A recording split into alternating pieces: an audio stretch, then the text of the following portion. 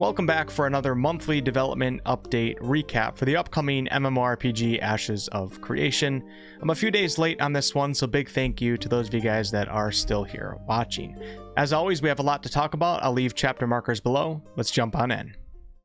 Please keep in mind that much of the footage that I show in these videos is from the Alpha 1, and an alpha is a game that's still in development. So Intrepid Studios recently started doing a monthly highlighted fan question, and I'm going to start off this video with that. A subscriber asked if there will be character appearance customizations that require in-game challenges to achieve, and the answer to this was yes. Steven, who is Intrepid Studios' owner and creative director, brought up his idea of having scars or tattoos that may be unlocked by players who participate in certain in-game events. This could include sieges or even just completing specific quests. In Ashes of Creation, there will be salon buildings, and these facilities will give you a reason at times to revisit the character customizer. So it's not just something that you'll do in the beginning of the game. It'll definitely be interesting to see what Intrepid does with this and how far they take it. If you ended up missing the initial showcasing of the Alpha 2 character creator, be sure to watch my video on that, link will be below. For a general studio update, we just got the typical news. Things are going well and Intrepid is continuing to hire new employees. Since the start of 2022, Intrepid now has 23 new Intrepidites. As for the design and engineering teams, we're told that they've been working heavily on the node layout system. As many of you know, in the Alpha 1, the nodes were pretty basic looking, but for the Alpha 2, there should be a lot more to them, including different topography and elevation levels, so they're not just one flat village or city. Node superpowers are also currently being worked on, and for those of you that may be unfamiliar, a node superpower is basically a benefit that citizens of a node will get when their node reaches the Stage 6 Metropolis form. For example, if you're a citizen of a scientific node, when that node becomes a metropolis, you and other citizens will get access to some teleportation systems. That's the scientific node's superpower, or at least part of it. If an economic node reaches Stage 6, citizens of that node will get some auction house benefits, such as having world access to auction houses. All of this is of course subject to change and will also need quite a lot of testing. The node reliquary system is also a big focus, and we should expect to see this system active in the Alpha 2. Relics and ashes are embodiments of certain types of achievements. Nodes that earn and hold these relics will receive benefits which can be both active and passive in nature. It's important to note though that these relics can be stolen, so if a node is successfully destroyed, the node building that represents the reliquary holding relics can be looted. Combat is of course still a heavy focus, which it has been since the conclusion of the Alpha 1. Many of us are obviously very curious as to how the next version of the combat system will be, but we're going to have to wait a little longer for an actual preview. Other aspects of the game that Intrepid has been hammering down on include buoyancy and also vehicle physics. Vehicle physics in this case are referring to mounts, and since Ashes has such a wide variety of different types of mounts, this is an aspect of the game that's very important to get right. I actually did speed tests for all of the mounts in the Alpha 1. Everything is subject to change of course, but for any of you that are interested, I'll leave a link to that video below. It's kinda cool. Itemization and crafting are now on the forefront. In the Alpha 1, we had a really basic crafting loop where players would simply collect gatherables, combine them, and then get said item. There wasn't really much of a representation of the professions, and it was very, very simple. The Alpha 2 is meant to represent professions in their true form, and we should not only expect more depth, but also just more crafting and profession systems, and also systems that are related to crafting. Have a listen to Steven talk a bit about land management. We've talked about ideas like land management, and as you draw resources from your surrounding area, what type of effect does that have on the land? And then also, how effectively can you draw those resources without having such a deleterious effect on the land, right? Which might impact future resource gathering for some period of time. And it makes relevant the movement of these players who are collecting these goods from the environment, that they actually cannot always just do so in one particular area as the land management begins to degrade. So it actually encourages movement across the world to discover new areas that might not be as perturbed as the ones you're coming from. The big topic today, however, is the event system, which is how content gets introduced to the world. The world of Verra will be reacting to player activity. Like I mentioned before, the node system is the core of Ashes of Creation. It's what makes it stand out, and basically everything in the game revolves around it. As a node levels or delevels, the world around it will change. And this is part of the event system. But there's actually a lot more to it than just nodes leveling and deleveling. There are several types of events and several predicates that can go into triggering these events. These predicates act as requirements that must be satisfied before a particular story arc or a particular event can kick off. Some examples of events include plagues, forest fires, blizzards, volcanic eruptions, and also various other natural disasters. There can be responses from NPC or monster factions, and in the video footage that I'm showing right now, you're actually seeing an event where goblins are attacking a node in its town stage. There's always a clock ticking in the world of Verra, and there will be events that are continually developing and forming.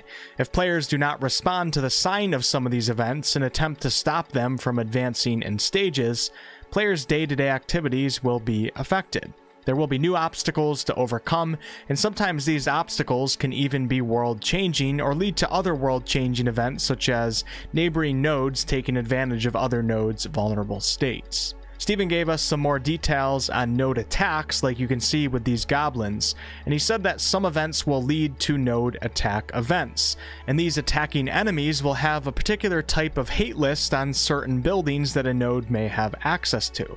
Depending on what is going on in the story arc at that time, or just in the world in general, this will affect what buildings monsters may focus their efforts on destroying. Then we got some information on monster coin events, and monster coins are items that allow players to become monsters for a period of time. Some events will allow players to opt in from the monster's perspective, and in Stephen's words, take out their rage on other players without having to be their own player character. An interesting system that I honestly forgot was briefly mentioned in the past. There will also be POI events, or points of interest events, and one example might be where a hostile NPC enemy faction takes over a certain tower, which is the POI, or outpost when the node in that area ends up leveling up. As nodes level, the world around them will become more powerful, and this is one way of achieving that power. Then of course there will be certain types of PvP-driven objective events as well. And the last thing I'll quickly touch upon are calendar events, which we do see in many other MMOs, and these mostly consist of holidays, I guess you could say. In Ashes of Creation, there will likely be some calendar events that correlate to IRL holidays a bit, but some of the holidays will also be in-game lore-driven, or perhaps a mix of both.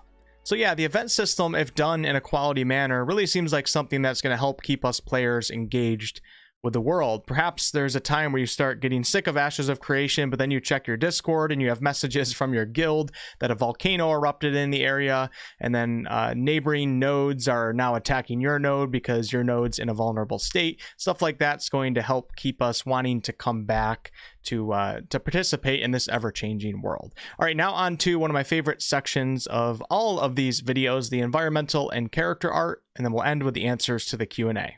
This is some concept art for the Pyrrhae Elves node architecture.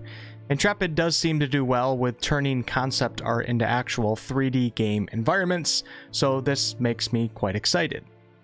These pictures are in-game shots of some Ayla human ruins. You can already see some major lighting improvements in the most recent screenshots that we're seeing with the recent development updates, and I think a lot of that comes down to Intrepid's switch to Unreal Engine 5, or should I say, update to Unreal Engine 5. This changing in-game picture is an example of how seasons are going to work. Steven says that we'll be seeing a video for this at some point in the near future, and he seems to be really excited to show that off. The cool thing here is that seasons are going to have a big effect on several aspects of the game outside of just game visuals, such as major effects on farming. This is a 3D game representation of the Sleep Seer's Rement costume/attire. And it wouldn't be a video without showing a mount and mount skin. This one is called the Steed of the Frayed Corpse. These little cutie patooties are amethyst bowbites, and they're supposed to be llama-like creatures with turtle influences. This right here is a work-in-progress scarab mount, as many Ashes fans have apparently been asking for insect mounts. And last but not least, we got to look at a work-in-progress giant scorpion boss. As you can see in this image, this scorpion is quite large to say the least. Now I'm going to rapid fire the answers to the Q&A. I appreciate those of you who have made it this far in the video. In naval combat, ramming your ship into other ships, or perhaps even raid bosses, might actually be a thing. Certain ship components and classes could excel at this type of naval combat. If your ship is destroyed out at sea, you'll either have to swim back in, have another ship come save you, or you could just drown your character to save time, but you'll of course have to pay the penalty of death. Ashes is a game where when things happen, you have to deal with the consequences. There's no easy way out, such as having a recall point. Have a quick listen to Steven talk about this. Because some games have, things that will let you go back to shore or recall back or something of that sort. Yes. No, we don't have a recall. We don't have that type of, there is consequence for you losing the means of your mobility. And if you lost the means of that mobility, then those consequences are it's going to take you longer to get to where you need to go, or you're going to have to suffer some experience debt. Honestly, hearing stuff like this is what has really piqued my personal interest in Ashes of Creation. Too many games, in my opinion, don't really have real consequences to your actions. You get off the hook easy with almost everything, and therefore many activities in the game become far less engaging because failure doesn't really matter much. There will be interactions with pets and mounts, such as using specific emotes with them. For the story of Ashes of Creation, there will be both a large overarching story with chapters to a narrative, but also plenty of exploration-based narrative contained in small regional quest lines across the world. Steven says that he wants a healthy dose of both of these. If you're in an area with a high enough level node, you will likely be able to just stay in that area and reach max level with your character. However, this wouldn't likely be the most effective or efficient or even fun way to go about leveling. It'll also definitely be reduced speed compared to if you traveled the world and completed all sorts of different quests. If you decide to give up your citizenship to a node that's about to be sieged, there could be some negative consequences depending on the policies that node government has established. To keep Tier 1 mounts relevant throughout the game, they will have their own types of abilities that are unique to the Tier 1s. Just because you got a gliding mount does not mean that you no longer need one of your Tier 1 land mounts. Professions are going to take a lot of time to balance correctly, but as of now, players will likely only be able to truly master 2 or 3 professions. They can still participate in other professions, but true mastery comes at a cost. And that'll be it for today's video. Thank you guys so much for watching. I do have an Ashes of Creation playlist. I'll leave a link to that below in the video description. And I think it has maybe 25 plus videos on it now for those of you guys that want to catch up with news and also just systems overviews and stuff like that. And I'll catch you guys on the next, well, I'll have a video in a couple days, but the next Ashes video will likely be next month. And I'll catch you guys then.